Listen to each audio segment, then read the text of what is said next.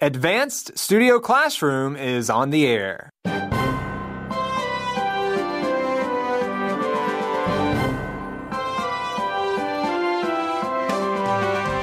What's going on in the world of health? Well, we find out about a gargantuan health technology showcase. We discuss it next.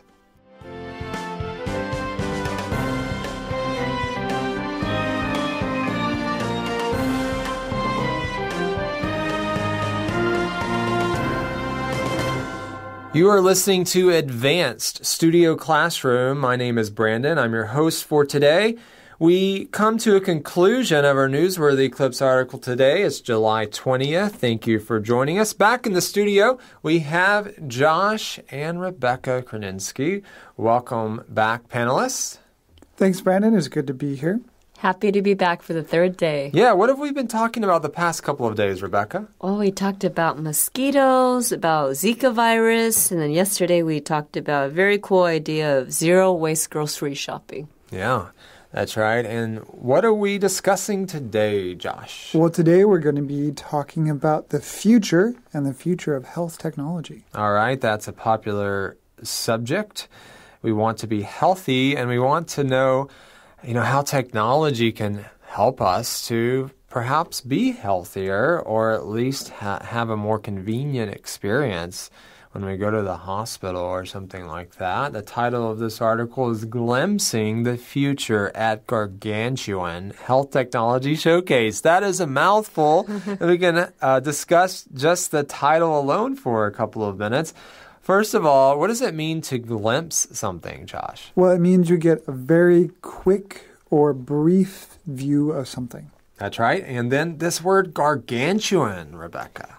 Big word for huge, something that is very, very big. Yeah, we don't see that word a lot. It's kind of a fun word. And I think it just the way the word sounds kind of relates to what it means, right? It's this kind of big, fluffy word, just means huge. It's a huge health technology showcase, and a showcase, of course, is just an event where you feature something. And so we are featuring technology at this conference, or at this expo is really, I guess, what it is.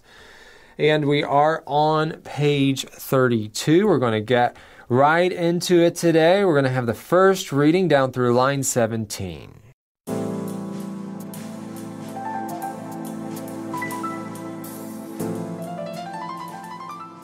Glimpsing the Future at Gargantuan Health Technology Showcase.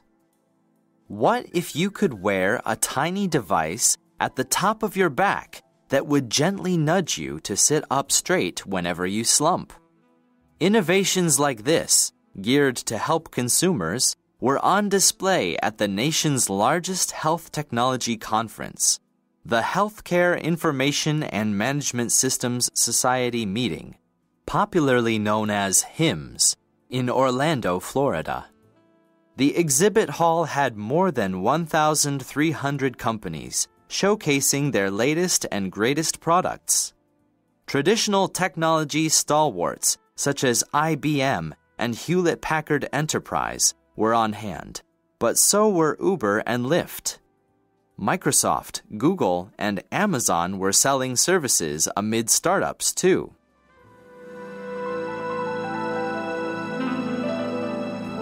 All right, we are ready to go on a tour of health technology. And we are in Orlando, Florida, where there are a lot of amusement parks down there. And so lots of fun to be had while you're there. You can check out this, health conference if it's going on while you're there. But what if you could wear a tiny device? That's how we start this off. And this gets my attention, because they're talking about your posture really here. Wearing a tiny device at the top of your back that would gently nudge you to sit up straight whenever you slump. Now, that would probably irritate me because it would probably be constantly nudging me, Josh. Ring, ring, yes. ring. Okay, but I think that would work, right? Do either of you have problems with posture, Rebecca?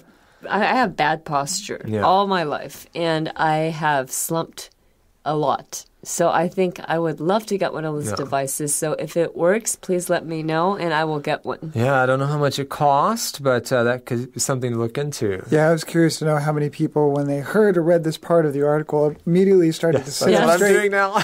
As a reminder, so slumping, of course, is the opposite of standing up or sitting up straight. Slouching, we say. Slouching, sometimes we say. So it's when you bend your head and your shoulders over, so your spine is not straight anymore. Which we just had an article about posture. Right. And then when you nudge someone, usually it's sort of a physical touch in order to remind somebody to do someone. Right. So if you are speaking too loudly and I give you a little nudge, it's supposed to be a reminder maybe to lower your voice. And here it's a reminder to sit up straight. Well, that's a very interesting invention. And innovations like this, geared to help consumers, were on display at America's largest health technology conference. It's called Healthcare Information and Management Systems Society. They call it HIMSS for short. And this is a global, cause-based, not-for-profit organization. It's focused on better health through information and technology. This is according to their website.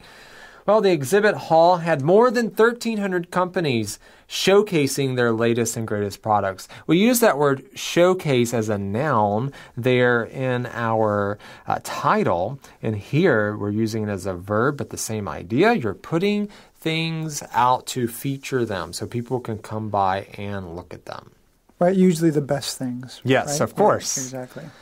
And they even had some traditional companies, traditional technology companies. And we use a word here, Josh, to kind of describe them. Yeah, so as stalwarts, right? So this would be large traditional companies that you always can kind of depend on in order to be there, be around, or to be an important part of something that is going to be strong and staying around. And such companies are IBM, which most of you have probably heard of IBM. And then we also have Hewlett-Packard Enterprise.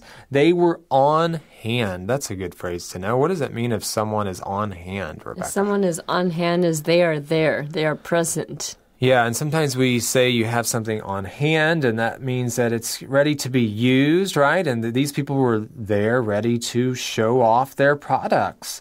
Some other companies mentioned were Uber and Lyft. Of course, those are the car companies you call if you want to ride somewhere. And there's also Microsoft, Google, and Amazon.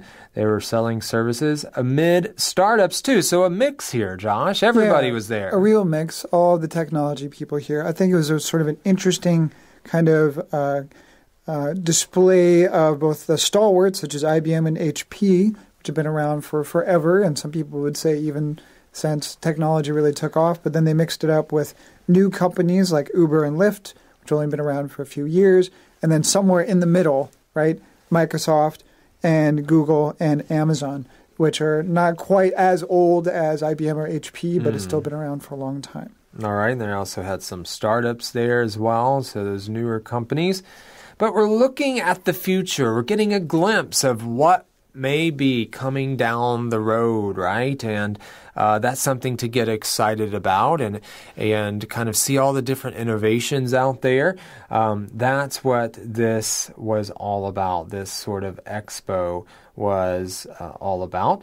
And there's much more that we are going to dig into as we get into our next reading. So let's go to our next reading. We're going to read the rest of this column up through the right-hand column, line 5.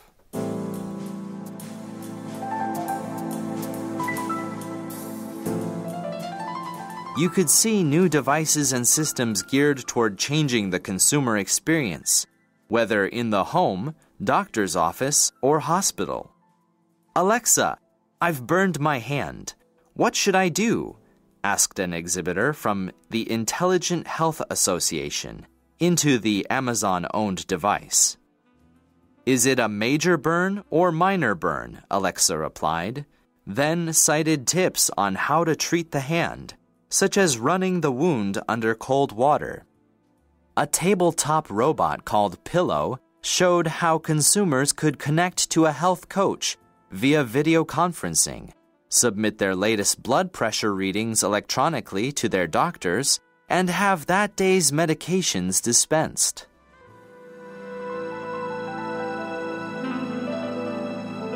All right, so we're talking about changing the consumer experience. Now, when you go to the doctor's office or the hospital, we always want to make that experience better and better, right? How do you reduce the time that you have to wait to see the doctor or any of that? Any help that we can get, we welcome it. So, maybe you can also have some things in your home. It says here, the doctor's office or the hospital. All three are involved. And, we know about technology where you can even kind of Skype in with the doctor and they can prescribe medicine that way. I think they call that telemedicine, right? And so we already maybe know about that, but we're going, even beyond that. And we even talk about Alexa here, which is developed by Amazon. And you can ask Alexa questions and she will answer you, similar to Siri by Apple and other products. And what is the example they give here, Rebecca? Well, somebody burned their hand. So that person asks Alexa what to do after they burned their hand. And Alexa's reply is actually quite smart because Alexa first asks you, is it a major burn or a minor burn? Is it a big burn or is it just a small burn? Mm-hmm. And then Alexa goes on to tell the person what to do. That's right. And so Alexa replied, then cited tips or just mentioned or told them some tips on how to treat the hand. And so, an interesting point here is that Alexa is smart enough to ask that kind of question. It didn't just give general tips for all burns. They wanted to know first if it's major or minor so it could, get closer to the actual issue at hand. Yeah, so this would be an example of taking a system like Alexa and gearing it towards dealing with healthcare concerns, right? So Alexa is what they call a home assistant that is used to recognizing people's voices in order to do things like maybe play music or buy something. And here it's now being geared towards answering health questions in a way that can be very helpful. Right? Now, if I burned my hand, I personally wouldn't think of asking Alexa or Siri about that, but that's me. I don't know. How about you guys? Would that be your first thought, Rebecca? No, it would not be my first thought. I'd probably just Google it first. Okay, yeah. Maybe we're a bit more old school, if you can call that old school. How about you, Josh? Well, so I am, for all of my interest in technology, I am somewhat reluctant to use voice commands. Yeah. I'm not exactly sure why, but I'm not very well-versed in asking my phone to look something up. Yeah. Although many people are, so I know that it's a very comfortable thing. If I was looking for some sort of health service or advice, I would definitely, like Rebecca said, Google it and look for advice online. My mother's also a nurse, right? So I could also call my mother and ask her as a professional, healthcare professional, what to do. But if I were more inclined to maybe speak to my phone, I would probably then ask these kind of questions if I knew that the Google Assistant or Siri or Alexa was really designed to answer that kind of question.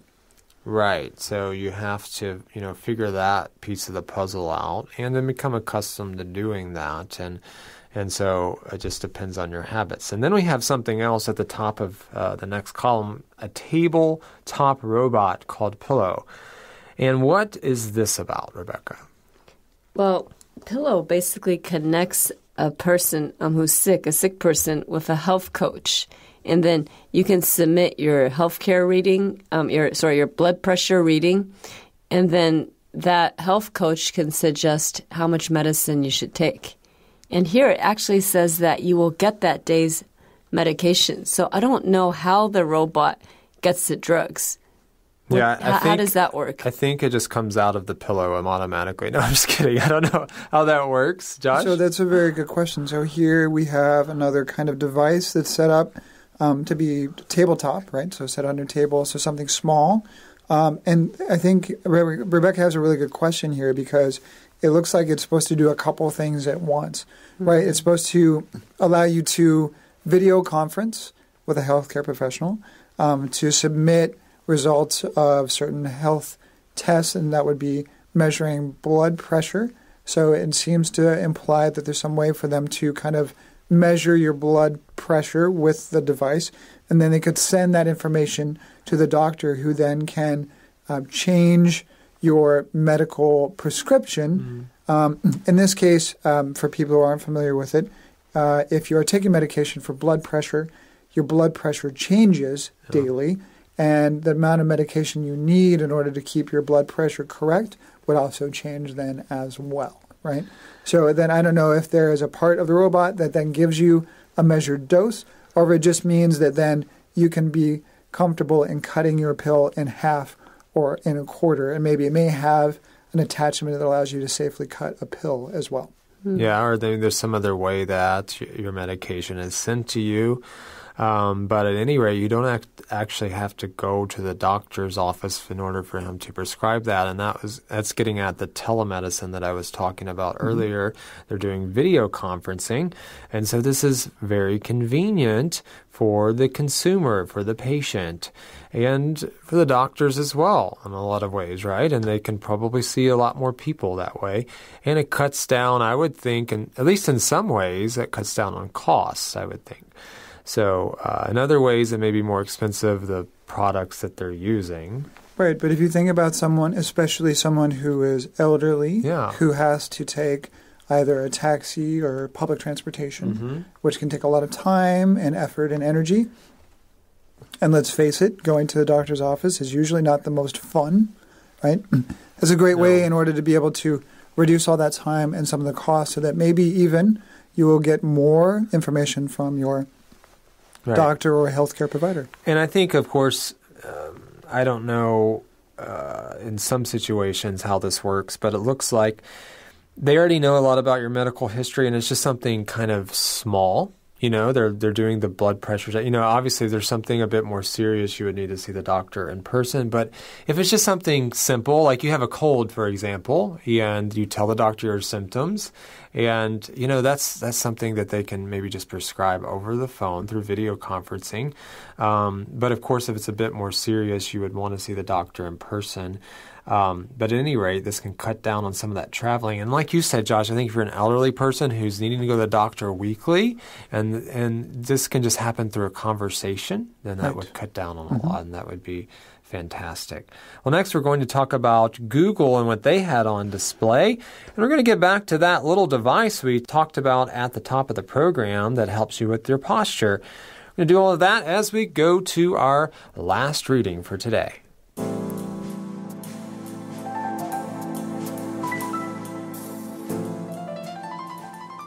Google had an extensive exhibit showing a variety of its products, ranging from an indoor map that would help patients navigate through massive medical centers to an online registration tool using Google Cloud that would speed the sign-in process at hospitals. The hospital could then offer a Google Chromebook to provide medical education and other entertainment during a patient's stay. Upright, an Israeli company, displayed a posture trainer. For $80, it was selling a 2-inch sensor that people could put on their backs, and it would gently vibrate when the user assumed poor posture. An app can provide daily data on posture. One consumer health benefit from the conference: my Fitbit showed I had walked nearly 15,000 steps.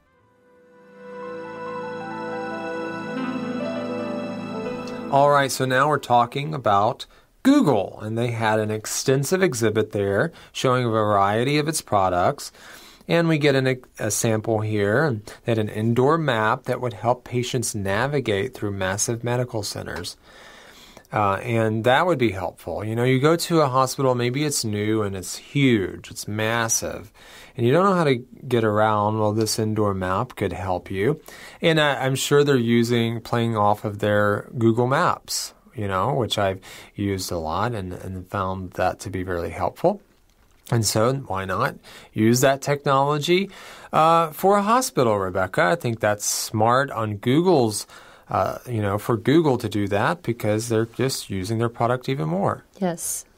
especially if you need to know where the nearest elevator is or wheelchair accessible bathroom. Or Starbucks. Right? That's important, too. Yeah, it's very important, right? Or let's say you're visiting someone in the hospital and you decide you want to get them a nice little gift where the gift shop is. Like already Google has done some of this sort of thing inside large buildings like malls, but I would imagine in places like large hospitals or healthcare centers could really come invaluable to a lot of people. And I like this next thing that they're doing, this online registration tool using Google Cloud. And this would supposedly speed the sign-in process at hospitals. Anything to speed up that process would be welcomed, Rebecca. Yes, it really would, because sometimes it takes a long time. You have to sign up online, or you have to sign up. The worst thing is sign up at the counter, and you have to stand in line and wait to get to the front of the counter. This would save a lot of time. And also, if you can imagine, sometimes you have to wait in line just to get the paperwork, right? Yeah. Because the person who has the correct papers for you to sign is also helping other people. So it could really reduce the amount of time spent just doing this sort of like paperwork. There are already certain things that have been done with technology. You can apply online for appointments and get a number if you're assigned a number, and so you don't have to wait necessarily in person. You can kind of be monitoring on your phone, and that's great.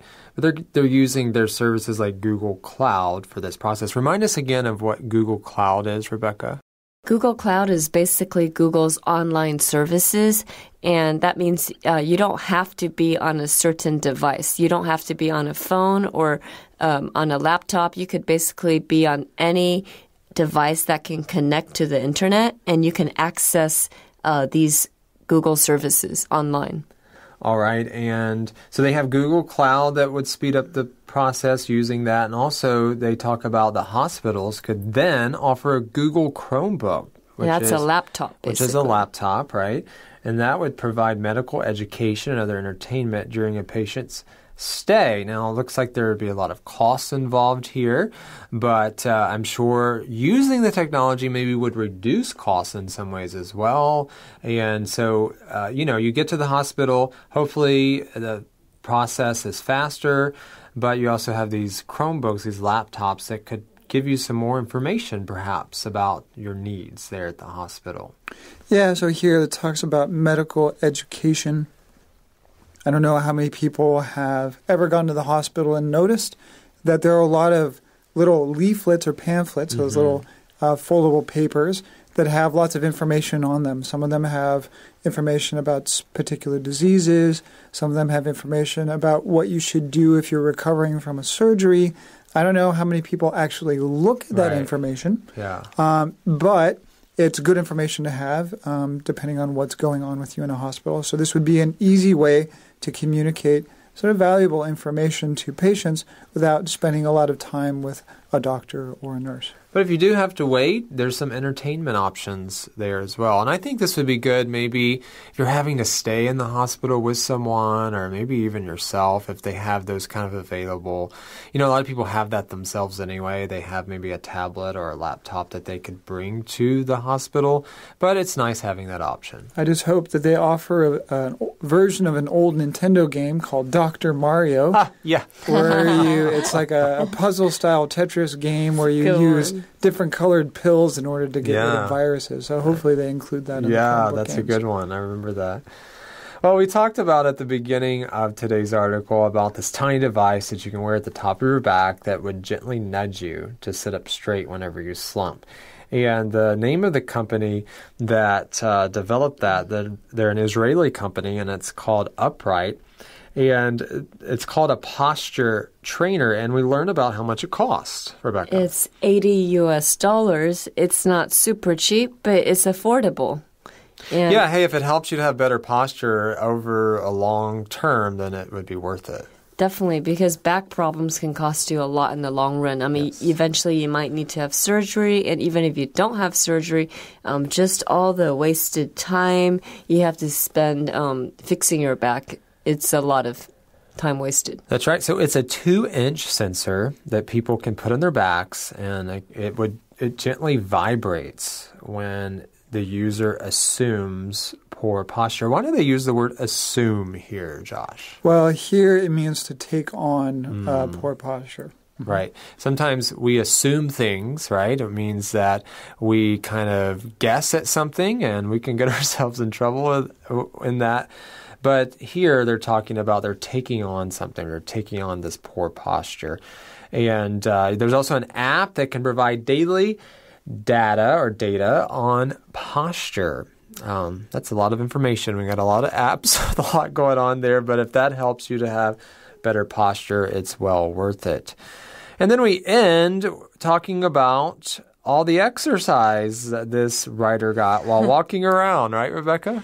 Well, we read earlier there's 1,300 companies at this huge trade fair. Mm-hmm. So he said that he walked nearly 15,000 steps. And how did he know it was 15,000 and not 12,000? He had a Fitbit. Yeah. Do you have a Fitbit? Does anybody here have a Fitbit? I don't. I don't have a Fitbit, but the step counter on my phone is pretty good, so yes. I don't really need to use the Fitbit. Right, I use that as well, and it gives you how many steps average for the month and I think the year and all of that. And so it's helpful to take a look at that and say, oh, well, I need to step it up and walk a little more, right? Steps. More steps. Mm-hmm. I try to get in those 10,000 steps each day, right? Wow, so this sounds like it was a pretty exciting conference that showcased lots of different technology, and maybe we'll see some of this in our own local hospitals in the near future. But we'll have to wait and see.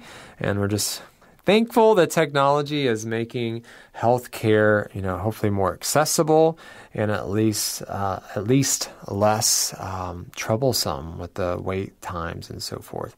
Well, thanks for joining us this month for our Newsworthy Clips article. We've talked about a variety of topics.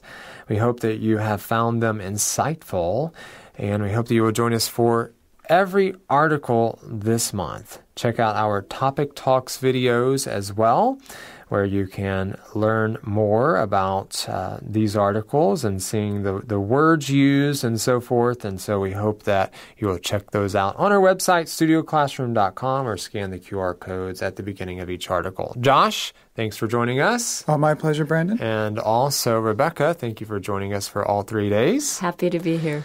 And thank all of you for joining us as well. Until next time, this is Brandon, Rebecca, and Josh saying goodbye. Goodbye.